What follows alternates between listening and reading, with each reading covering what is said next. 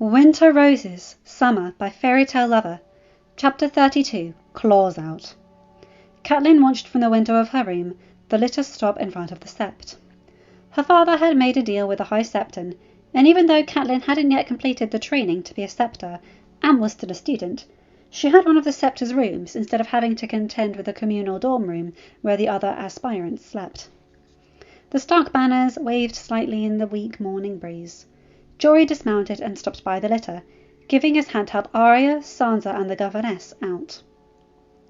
Arya said something Catelyn couldn't hear, obviously, and while her older sister rolled her eyes, the whore laughed and passed an arm around Arya's shoulders. Catelyn had had a breakdown the night before, after Peter had told her the news. She had raved and ranted. Barely a moon after their marriage was dissolved, and Ned was already taking another wife. Like she didn't matter. Like 17 years and 5 children and she had given him were nothing. And then the terrible realization came. Ned wasn't marrying a young and beautiful girl to keep him warm at night, as every man needed. He was marrying an old crone who was certainly too old to give him the children he deserved. Certainly old and common enough to be too well used to be any good for Ned. This was a woman who wouldn't be able to fulfill her wifely duties. Unless she already had. Unless this little common whore had already given Ned a son he could be proud of. That was the only thing that made sense. Catelyn had screamed in frustration then. This whore had seduced her husband and given him a son that looked like a Stark, the way none of the sons Catelyn had ever given Ned the name to had. The 3 true-born sons of Eddard Stark, presented to the realm, looked like their Tully mother and didn't have any features from their Stark blood. But the bastard did. The long face, the dark brown hair, the grey eyes. The bastard looked like the truest son of Winterfell, unlike Catelyn's 3 sons. And it was all this whore's fault! She had seduced Ned, borne him the son, and then abandoned the son and forced Catelyn to raise her bastard, forced Catelyn to endure his presence. Now, with the bastard a man grown and even a little princess whore as a wife, this little whore had sneaked in, taken Catelyn's rightful place of raising Ned's true-born daughters, and the moment Catelyn was thrown aside like soiled clothes, the whore sunk her claws deep in again and seduced Ned into marrying her. What kind of dark spell did this whore weave? What kind of dark magic did she work? What sort of demon did she worship? Worse yet, what poison was she seeping into Arya's and Sansa's heads? Catelyn would have to find a way to warn her daughters. Perhaps convince them to be extra dutiful to the gods, so they would be protected from the whore's sorcery. Sansa and Arya were amazed with the splendour of the great sept. So far they had only gone to the weekly services at the small sept within the Red Keep, as the Sept of Baelor was reserved for grand ceremonies. Ella remembered the last time she had been here, Aegon's naming ceremony. Considering the way the event had quickly turned embarrassingly awkward, and the awful argument between Rhaegar and Elia after the feast in the Red Keep, it wasn't a memory she cherished. The High Septon quickly appeared, doing a song and dance and reciting honeyed words. Ella almost regretted that the High Septon who had been in office all those years ago, the man who had been called Maynard before his appointment to office, had passed away. The new Holy Father was nearly insufferable, but at least knew of no secrets to let slip. Lady Sansa and Lady Arya would like to visit their mother. Lord Stark was certain that would be possible, Ella said, cutting off the man's prattling. The young acolyte next to the High Septon closed his face, visibly displeased. Of course, the latter said. My assistant here will send for Sister Catelyn. Now tell me, Lady Ella, do you follow the faith? Of course Lord Stark follows the northern gods. Ella wanted to roll her eyes again. So there we have the reason for the extra honeyed words. He wants to bring House Stark to the faith, and paying indulgence, and all the northern houses following closely behind. She thought, "My mother and father named me into the faith, your High Holiness, but the common people don't do much more than listen at the back of the service." The man was slightly vexed. "Well, we try to accommodate all our children." "I'm sure," she said. "Ella, can we go and see the crypt?" Arya asked. "No!" Sansa cried. "Why would you want to do that? I want to see the dead dragons. Girls." Ella called before Sansa retorted. "I thought you wanted to see your mother." "But if there's time later," Arya pleaded. "We will see later." The assistant came, saying Catelyn would meet them in a room off the main sanctuary. "Jory, if you would be so kind as to escort the girls." Ella said. "You're not coming?" Sansa asked. "Of course she isn't, stupid," Arya said. "Arya, don't speak like that to your sister." Ella censored. "No, Sansa. I have business to discuss with the High Septon." "The children don't need a guard while inside the guard's house, my lady," the High Septon said as the assistant led them away. "Jory is only keeping them company while they visit Sister Catelyn." "I just don't feel comfortable having an armed man inside this holy place, my lady." "Jory Cassel is captain of the household guard, and he follows Lord Stark's orders. He is here to keep the girls safe, and that is all. And he has left his sword with the other guard outside." The High Septon cleared his throat. "Very well. Should we talk about the wedding ceremony?" Isla smiled as she saw Ghost standing guard at the gate of the Godswood. "Hey there! Can I talk to him?" The wolf looked in the direction of the lake, and then stepped aside, allowing her to push the gate open and cross. She petted his head, and he lolled his tongue out before resuming his guarding position. Jon was standing at the lake, knee-deep in the water. Had a handful of pebbles he was skipping. He chuckled when he saw Isla coming. "I guess I'm going to have to find another hiding spot." "We shall be locked in an eternal game, then. Though you will forever have a disadvantage of an albino direwolf sentinel and gossiping servants." Jon laughed. "So you're the mistress of whisperers in this keep?" Isla rolled her eyes and joined his laugh. "Something like that. So, what are you chewing up inside this time?" "Has Dany told you of her idea for a new project?" Jon asked, returning the pebbles to the shore and climbing out of the lake. "The cooking school? I tried to change her mind, by the way."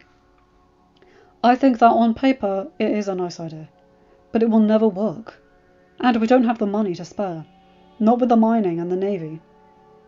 "So you can face a beast of a man in single combat without armor.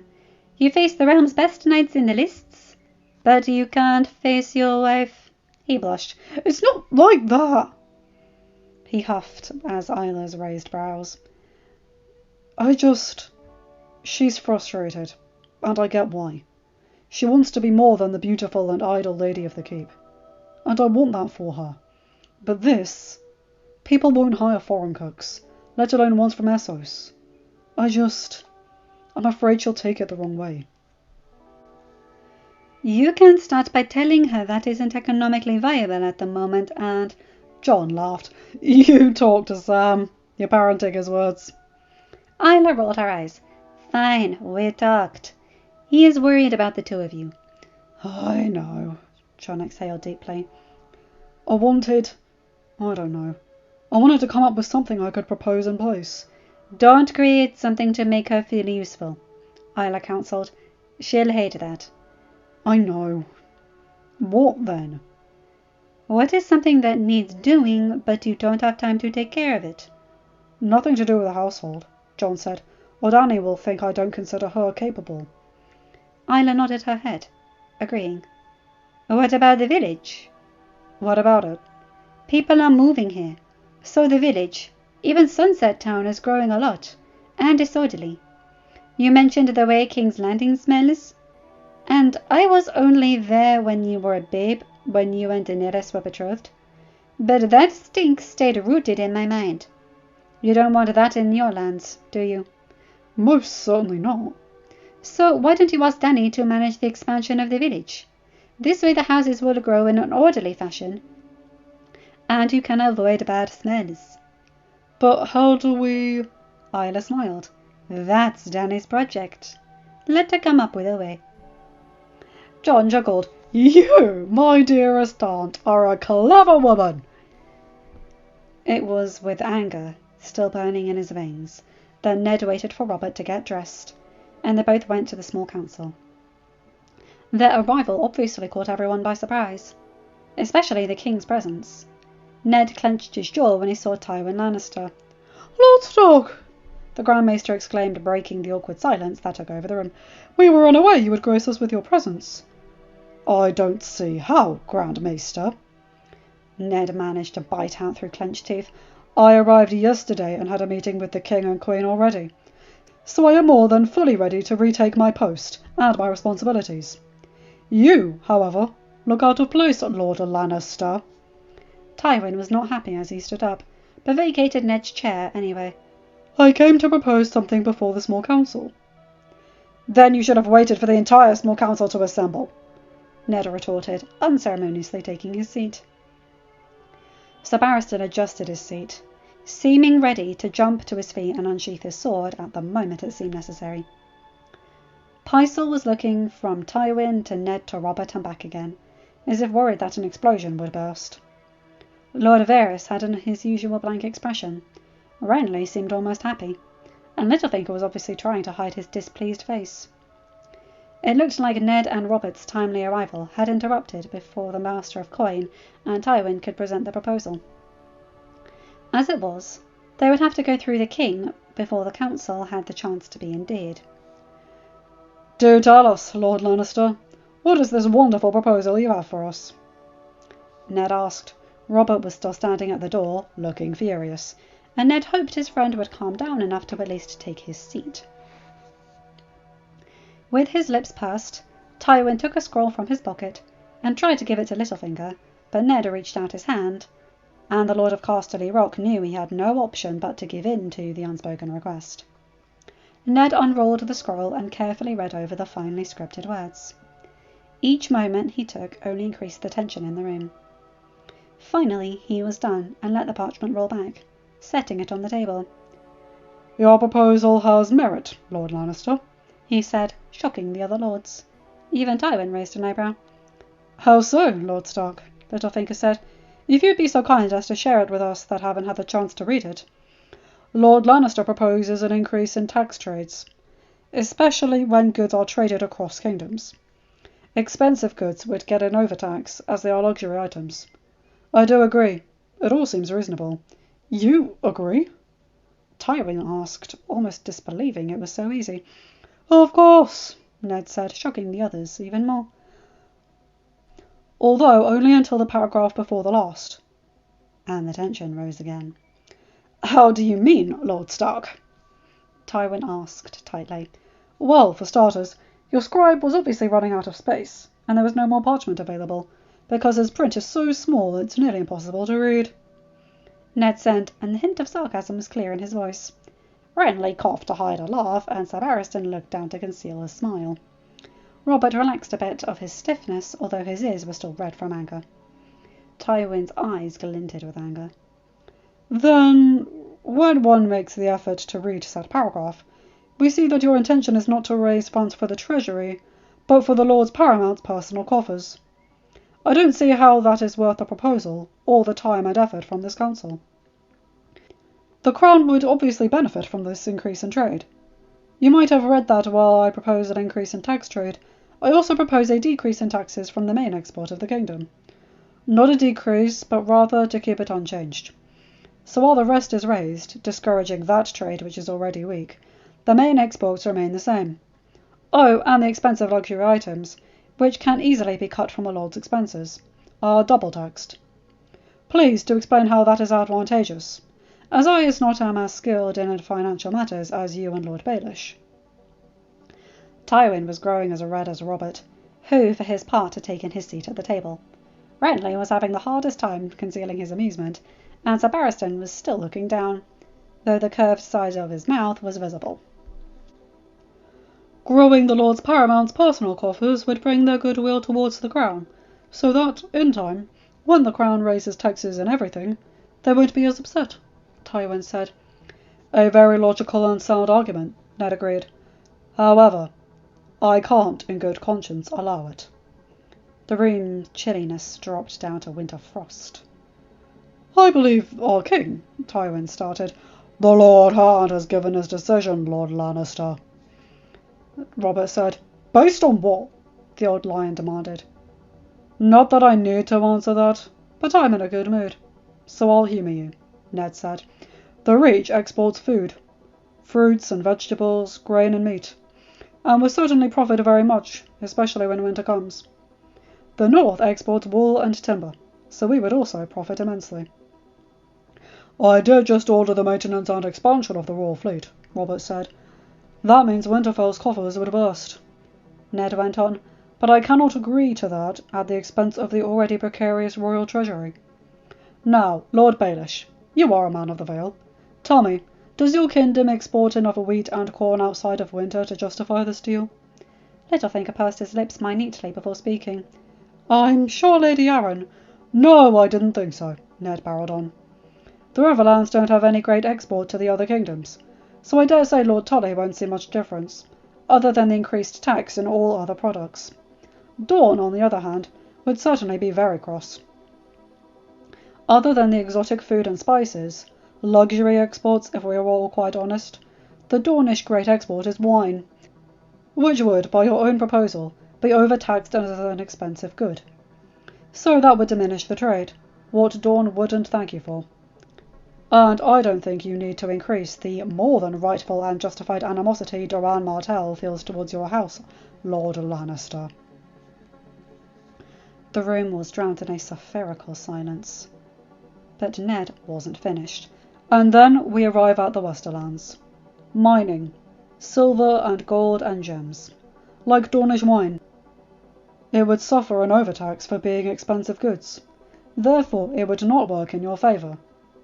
Everyone in this room knows of your reputation, Lord Lannister. You would never work against your own interests. It does beg the question, though, of how it would benefit you. Lord Lannister must be clearly intending the tax to be prejudicial to another mining house, Renly said, not bothering to hide how he was highly amused. Ned smiled. I wonder who that would be, he said dryly. However, as I have explained, this proposal of yours would bring no great benefit to anyone. Well, at least not to most people.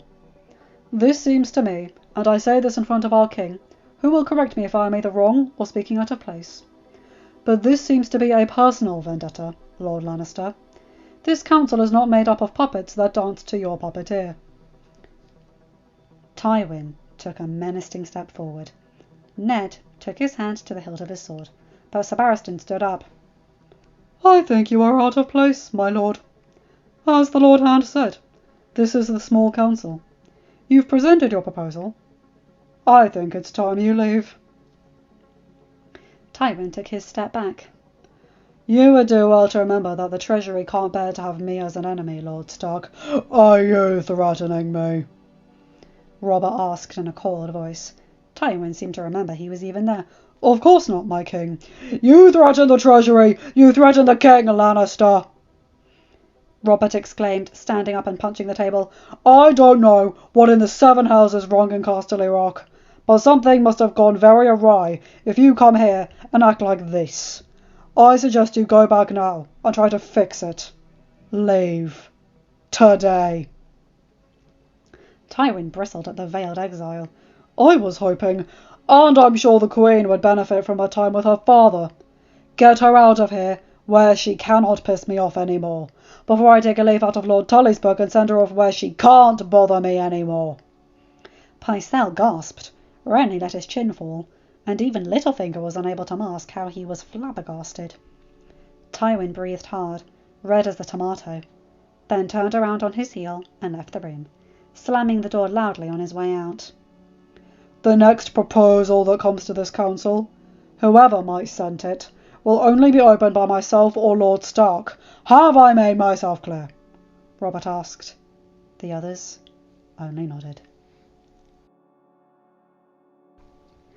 After she had successfully dealt with the High Septon and managed to send him away, Ella was left alone in the sanctuary.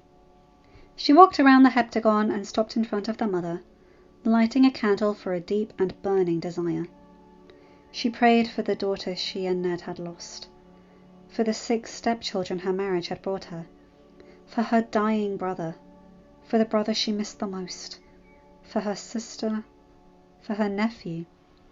"Are you satisfied with your plotting?" asked a woman's voice. Ella didn't need to be too smart to guess who it was, and the voice was familiar from the one luncheon they had shared. "Catelyn," she acknowledged, turning around. "I thought you would be with the girls." "You think bringing my daughters would shield you?" "The girls wanted to see you. It was no subterfuge." "You don't fool me, you whore!"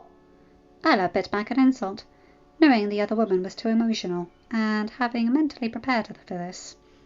"I am no whore. I have neither the intent nor the need to fool you." "Because you have already fooled my husband."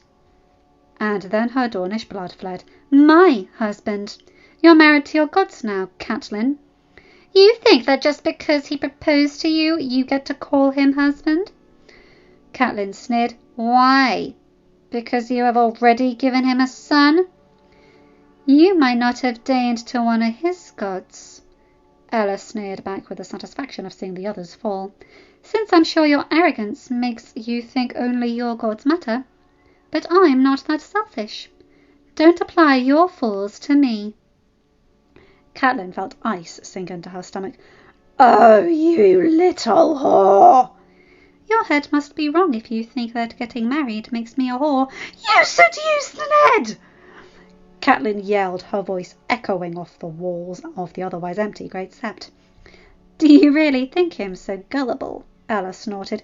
"You are a cheap, common whore. You seduced him years ago, bore him a son, abandoned the child, forced me to raise your bastard, and when he sets me aside, you come back from the hole you lived in and weave your magic and forces him to marry you."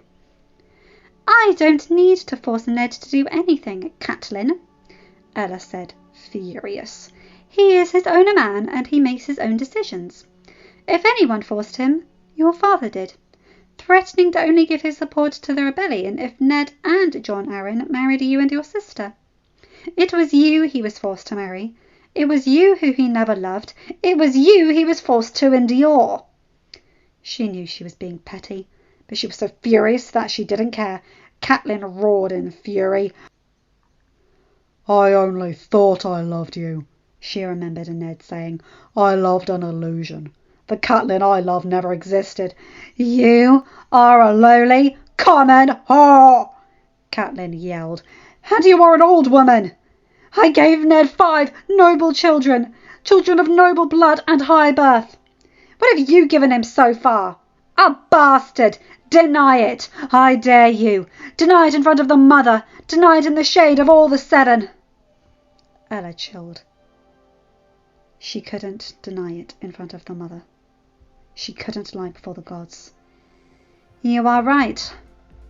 I don't deny it. I have given Ned a child already. A daughter I didn't see grow up," she thought. Catelyn roared again. "Oh!"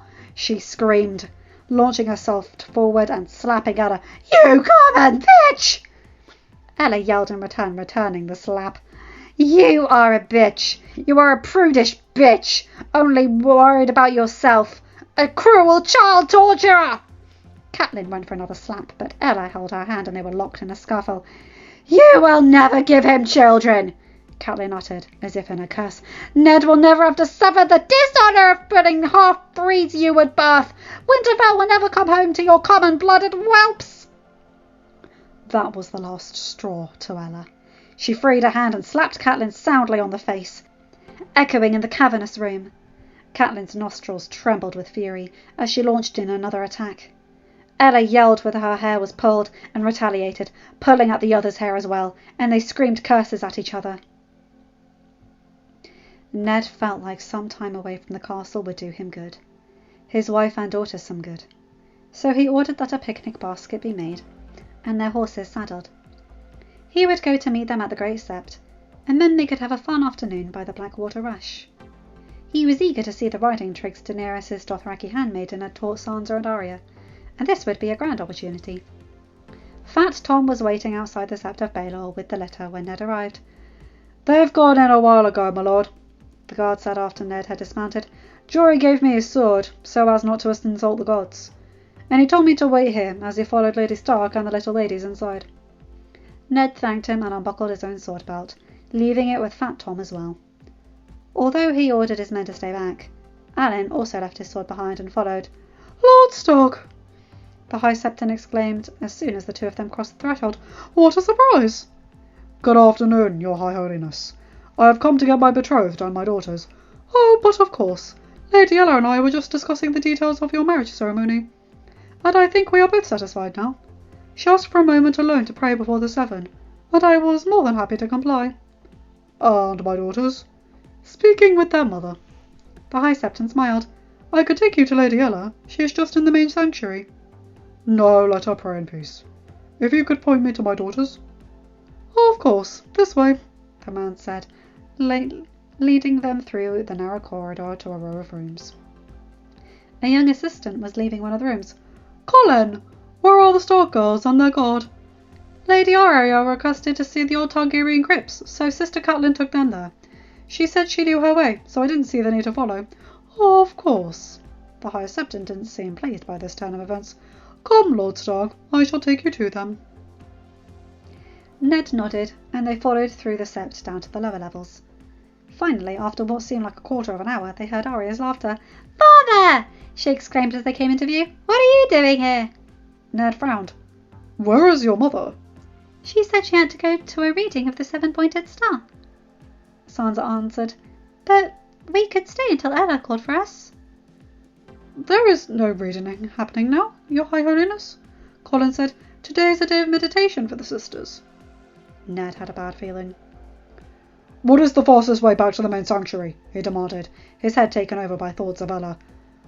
"I can take us back, my lord," Alan said. He was known for his remarkable sense of direction. Side note there, so am I. My family think I'm famous for it.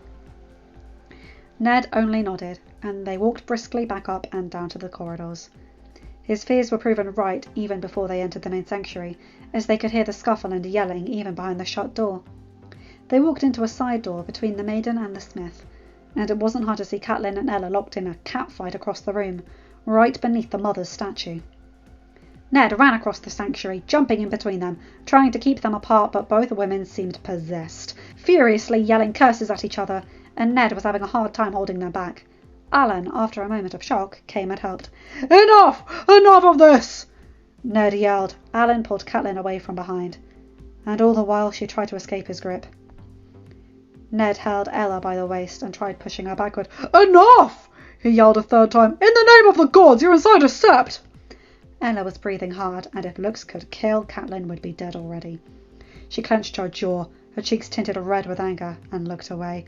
"Did you come to defend your whore?"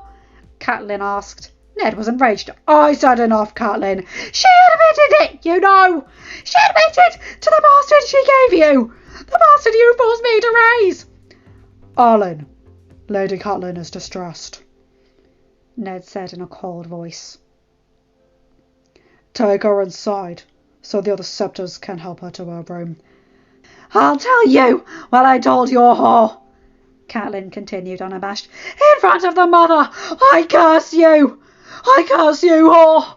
You will never give birth to another of your common-blooded half-breeds! You will never give Ned a child! I said enough!" His voice boomed around the marbled sanctuary, and he had to actually hold Ella back as she wanted to advance on the other women. "Enough, Catelyn! This is the last time you have cursed my family. This was the last time you have wished ill on me and mine." Ella stopped fighting to get free, so Ned held her arm and rose to his full height. "For 15 years you have prayed for my son's death. You have prayed against his marriage. You have even prayed for the death of my granddaughter. And now you dare pray against me and my children again. No more! Do you hear me? No more!" Catelyn was about to give a furious and sassy reply when they heard a gasp from the side door Ned and Alan had come through. Sansa, Arya, and Jory had followed and clearly heard. The younger had a disgusted and betrayed look, while the redhead had taken a hand to cover her mouth, and her eyes were filled with sorrow. End of chapter. Hi guys, hope you enjoyed that one. Oh boy, I've been waiting to do that one for a while, and I hope I got Catelyn's emotions right. I couldn't quite scream the way I wanted to, so I tried to give her a sort of breathy, disbelieving yell instead. Not to mention, oh god, I love it with Ned and Robert shutting down Tywin, and Renly's just trying hard not to laugh in the background while Peter's just like, what's going on? Love that. The wolves coming in for howling, and oh boy, I think the young she-wolves are about to realise what their trout of a mother did wrong, and I love it. Let's bring the retribution, eh? Anyway, you guys know the drill. Like, comment and subscribe, and hit that bell to get notified whenever I upload a new video. Have a good day, night, or whatever time zone you're in. Bye my guys, gals, and non-binary pals. I'll see you in another video. Take care.